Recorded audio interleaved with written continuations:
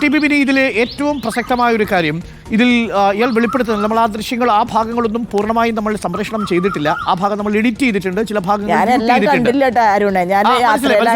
മനസ്സിലായി. ആ ദൃശ്യങ്ങളെല്ലാം നമ്മൾ ഒരുമിച്ച് നിങ്ങൾക്കടക്കം പ്രോസിക്യൂഷൻ അടക്കം ഈ കേസുമായി ബന്ധപ്പെട്ട അന്വേഷണ ഉദ്യോഗസ്ഥരോടും കോടതിയിലും ഒക്കെ ആവശ്യപ്പെടുന്ന പക്ഷവും നമ്മൾ നൽകാൻ തയ്യാറാണ്. നമ്മളതെല്ലാം കൃത്യമായ റോ ഫുട്ടേജ് എല്ലാം എടുത്തു വെച്ചിട്ടുണ്ട്. അതിലൊരു ഭാഗത്ത് നമ്മൾ കേട്ടതാണ്, അതിൽ ചില ഭാഗങ്ങളെ നമ്മൾ പ്രേക്ഷകരിലേക്ക് കേൾപ്പിച്ചുള്ളൂ.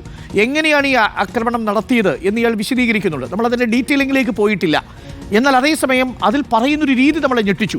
വഴങ്ങണം, സഹകരിക്കുന്ന രീതിയിൽ ദൃശ്യങ്ങൾ പകർത്തിയില്ലെങ്കിൽ കൂട്ടബലാത്സംഗത്തിനിരയാക്കുമെന്ന് ഭീഷണിപ്പെടുത്തിയാണത്രേ ഇവരെ കൊണ്ട് ചെയ്യിപ്പിച്ചത് എന്നുള്ളതാണ്. അതുകൊണ്ട് ഈ അതിജീവിത ഒടുവിൽ പറയുന്നുണ്ട്, എന്നെ ആക്രമിക്കാതിരുന്നാൽ ഞാൻ പണം നൽകാം, എന്നെ ഉപദ്രവിക്കരുത് എന്ന് പറയുന്നുണ്ട്. പക്ഷെ അതുപോലും ഞാൻ കേൾക്കാതിരുന്നത് എന്നെ ലൈവ് ട്രാക്ക് ചെയ്യുന്നുണ്ടായിരുന്നു ഈ കൊട്ടേഷൻ സംഘം എന്നാണ് പൾസർ സുനി പറയുന്നത്. ടി ബി മിനി അത്രത്തോളം ക്രൂരമായിട്ടാണ് നടക്കുന്നത്. അതൊരു റേപ്പ് മാത്രമല്ല, ഒരു കൊട്ടേഷൻ റേപ്പ് മാത്രമല്ല, ദൃശ്യം പകർത്തി ആ ദൃശ്യത്തിനു വേണ്ടി അവരെ കൊണ്ട് അഭിനയിപ്പിക്കാൻ വേണ്ടി ശ്രമിച്ചു എന്നുള്ളതാണ് ടി ബി മിനി.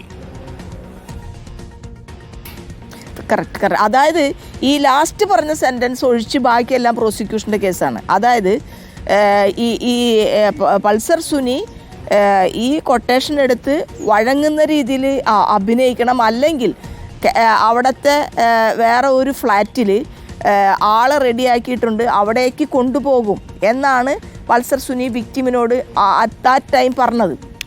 കൂട്ടബലാത്സംഗത്തിന് വിധേയ ആക്കും എന്ന് തന്നെ ഭീഷണിപ്പെടുത്തിയാണ് അന്ന് അത് ചെയ്തത്. അത് പ്രോസിക്യൂഷൻ്റെയും കേസ് തന്നെയാണ്. പൾസർ സുനി അതിൽ പറഞ്ഞ ഒരൊറ്റ കാര്യം എനിക്കതിൽ ഞങ്ങളുടെ കേസിൻ്റെ ഉള്ളിൽ വരാതിരുന്നുള്ളൂ. അതായത് ഇതിൻ്റെ ലൈവ് ട്രാക്കിംഗ് ഉണ്ടായിരുന്നു എന്ന് പറയുന്ന കാര്യം. അതെ, തത്സമയം ഈ വിവരങ്ങൾ കൊട്ടേഷൻ സംഘത്തെ അറിയിച്ചു കൊണ്ടിരുന്നു. അങ്ങനെ ലൈവ് ട്രാക്ക് ചെയ്തതുകൊണ്ടാണ് അയാൾ പറയുന്നുണ്ട്, ഈ പണമൊന്ന് ഞാൻ വാങ്ങിയിരുന്നെങ്കിൽ എനിക്ക് ജയിലിൽ കഴിയേണ്ടി വരുമായിരുന്നില്ല. അതായത് അതിജീവിത തന്നെ ആക്രമിക്കാതിരിക്കാൻ വേണ്ടി പണം ഓഫർ ചെയ്യുമ്പോൾ ആ പണം വാങ്ങിയിരുന്നെങ്കിൽ എനിക്ക് ജയിലിൽ കിടക്കേണ്ടി വരില്ലായിരുന്നു എന്നാണ് പൾസർ സുനി പറയുന്നത്. പക്ഷേ പണം വാങ്ങാതിരുന്നത് താൻ ലൈവ് ട്രാക്ക് ചെയ്യപ്പെടുന്നു എന്ന ബോധ്യത്തിലാണ് എന്നാണ് പൾസർ സുനി പറയുന്നത്. ടി ബി മിനി,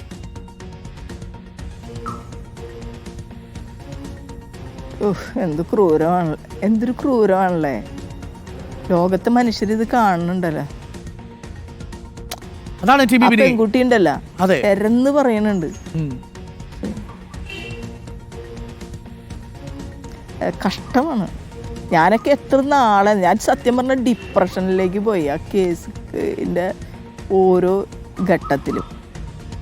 പക്ഷെ എന്നിട്ടും മിനി ഇയാളെ പിന്തുണയ്ക്കുന്ന ഒരു സമൂഹം, ഒരു ന്യൂനപക്ഷമാണെങ്കിലും ഒരു സമൂഹം, ഒരുപക്ഷെ 100-100 പേരൊക്കെ കാണത്തുള്ളായിരിക്കും, ഈ പറയുന്ന സാമൂഹിക മാധ്യമങ്ങൾ ഉപയോഗിച്ച് നിരന്തരം ഈ നടിയാണെങ്കിലും ഈ നടിക്കൊപ്പം നിൽക്കുന്നവരെ ആണെങ്കിലും ഒക്കെ ഓൺലൈനായിട്ട് അങ്ങ് ആക്രമിക്കുകയാണ്, ചാപ്പകുത്തുകയാണ്. അതല്ല, ഞാൻ ദിലീപിന് ജാമ്യം കിട്ടിയിട്ട് തിരിച്ചു വരുന്ന ദിവസം ഞാനപ്പോൾ അന്ന് റിപ്പോർട്ടർ ചാനലിൽ ലൈവിലിരിക്കണതാണ്, നമ്മൾ കണ്ടുകൊണ്ടിരിക്കുകയാണ്. കാരണം നിങ്ങൾ വിചാരിക്കണ പോലെ ചെറിയ ന്യൂനപക്ഷമല്ല ഈ നമ്മുടെ ഒരു സൊസൈറ്റിയിലെ പുരുഷാധിപത്യ മനോഭാവം എത്ര ശക്തമാണെന്ന് കാണിക്കുന്നതാണത്. ഈ പുതിയ ജനറേഷനായിട്ട് ബന്ധപ്പെട്ട് അത് അതിശക്തമാണെന്നാണ് എനിക്ക് തോന്നിക്കുന്നത്. അതേസമയം പുതിയ ജനറേഷൻ കുറേയും കൂടിയും അവയർനെസ് ഉള്ളവരും ഇതിനോട് കൃത്യം നിലപാടുള്ളവരൊക്കെ തന്നെയാണ്. പക്ഷേ നമ്മളുടെ ഒരു കേരളത്തിൻ്റെ ഒരു ഡെവലപ്മെൻ്റ് ഉണ്ടല്ലോ, ഒരു സാംസ്കാരിക ഡെവലപ്മെൻറ്റ്, അത് നമ്മുടെ സമൂഹത്തിൽ പ്രതിഫലിപ്പിക്കുന്നില്ല എന്ന് തോന്നുന്ന നിമിഷങ്ങളാണ് അതൊക്കെ. ഈ ടി ബി മിനി, ഈ കേസിൻ്റെ വിധി എന്താകുമെന്നുള്ള നമുക്ക് പ്രതീക്ഷയോടുകൂടി നമ്മൾക്ക് ഈ കേസിൻ്റെ വിധിയെ കാത്തിരിക്കാം. പക്ഷേ അപ്പോഴും നമ്മൾ പറയുന്നു, ഈ മൊഴികൾ പുറത്തു വരേണ്ടത് ഒരുപക്ഷെ കാലത്തിൻ്റെ അനിവാര്യതയായിരുന്നിരിക്കാം, അല്ലേ ടി ബി മിനി? അതെ, ഞാനേ ഈ നികേഷ് പണ്ട് ഞാനുമായിട്ട് ഇങ്ങനെ ചർച്ചയിൽ പങ്കെടുക്കുമ്പോൾ ഞാൻ നികേഷിനോട് പറയേ, ഈ കേസിൻ്റെ എല്ലാ ഘട്ടത്തിലും, ഈ കേസ് സത്യസന്ധമായിട്ടുള്ളൊരു കേസായതുകൊണ്ട് ഈ കേസിൻ്റെ എല്ലാ ഘട്ടത്തിലും പ്രകൃതിയിൽ നിന്നൊരു സപ്പോർട്ട് ഈ കേസിനുണ്ടായിട്ടുണ്ടെന്ന് ഞാൻ പറയും. അപ്പോൾ നികേഷ് എന്നെ കളിയാക്കിയിട്ട് പറയുമായിരുന്നു, ഒരു മാർക്സിസ്റ്റ് ആയിട്ടുള്ള ഒരാൾ ദൈവം എന്ന് പറയാതെ പ്രകൃതി എന്ന് പറയുന്നു, നമ്മൾ ദൈവം എന്ന് പറയുന്നു എന്നൊക്കെ പറഞ്ഞിട്ട് നികേഷ് കളിയാക്കുമായിരുന്നു. പക്ഷേ ഞാനിപ്പോൾ എനിക്ക് അത് എൻ്റെ ഈ കേസിൻ്റെ എല്ലാ ഘട്ടത്തിലും എനിക്ക് അത്ര ഫീൽ ചെയ്തിട്ടുള്ള ഒരു സംഭവമാണ്. ഒരു സത്യം പുറത്തു വരാൻ വേണ്ടിയിട്ട് നമ്മൾ ചിലപ്പോൾ അരുണേ, ഞാനിപ്പോൾ എൻ്റെ ഒരു അവസ്ഥ നിങ്ങൾക്ക് അറിയുമോയെന്നറിയില്ല. അതായത് നമ്മൾ ഒറ്റയ്ക്ക് ഒരു ഫൈറ്റ് ചെയ്യണം, എല്ലാവരും നമ്മളെ സഹായിക്കുന്നവരാണ്, എല്ലാവരും എന്നെ സപ്പോർട്ട് ചെയ്യുന്നവരാണ്. പക്ഷേ നമ്മൾ ഒറ്റയ്ക്കാണ്.